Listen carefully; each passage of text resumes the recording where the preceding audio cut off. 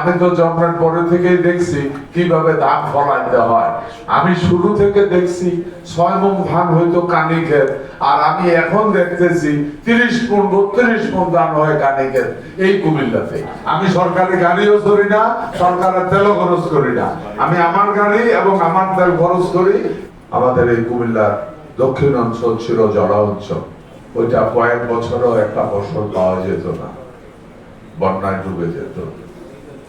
Doctor Ramesh খান সাহেব ইরিগেশনের মাধ্যমে এগ্রিকালচার শুরু করে, যেটাকে আমরা বলি কেটিসিসি, কোতোয়ালি কৃষক সমবায় সমিতি, যেটা এই কেটিসিসি বাংলাদেশে প্রথম ইরিগেশনের মাধ্যমে, লাইন নেওয়ার মাধ্যমে, মাটির নিচের পানি উঠানোর মাধ্যমে, ট্রাক্টর দিয়ে চাষ করার মাধ্যমে যেই শস্য ফলন শুরু হয়েছিল এই ড্রাই সিজনে, ওইটাই আজকে সারা বাংলাদেশে মডেল। এবং ওইটার কারণেই বাংলাদেশ এখন পর্যন্ত সত্যিকার অর্থে খাদ্যের সঙ্গে যতটুকু আছে স্বয়ংসম্পূর্ণ ওইটার কারণেই সম্ভব হয়েছে।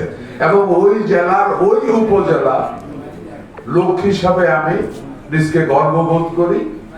তাই এত বড় কৃষির উপরে এত বড় দায়িত্ব পাওয়ার পরেও খুব একটা নার্ভাস করছি না, কারণ আমি তো জন্মের পরে থেকেই দেখছি কিভাবে ধান ফলাইতে হয়। আমি শুরু থেকে দেখছি 6 মণ ধান হয়তো কানিকের, আর আমি এখন দেখতেছি 30 মণ 32 মণ ধান হয় কানিকের এই কুমিল্লাতে। যেহেতু আমি দেখা অভ্যস্ত, তাই আমি সাহস পাচ্ছি, বাট আপনাদের সহযোগিতা চাই। গত 34 বছর আমার রাজনৈতিক জীবনে, তার আগে এই কুমিল্লাতে প্রথম রপ্তানিমুখী শিল্প কারখানা আমি স্থাপন করেছিলাম এবং হাজার হাজার শ্রমিকের সাথে জড়িত হয়েছিল। ওইখানেও আপনারা আমাকে উৎসাহ দিয়েছিলেন।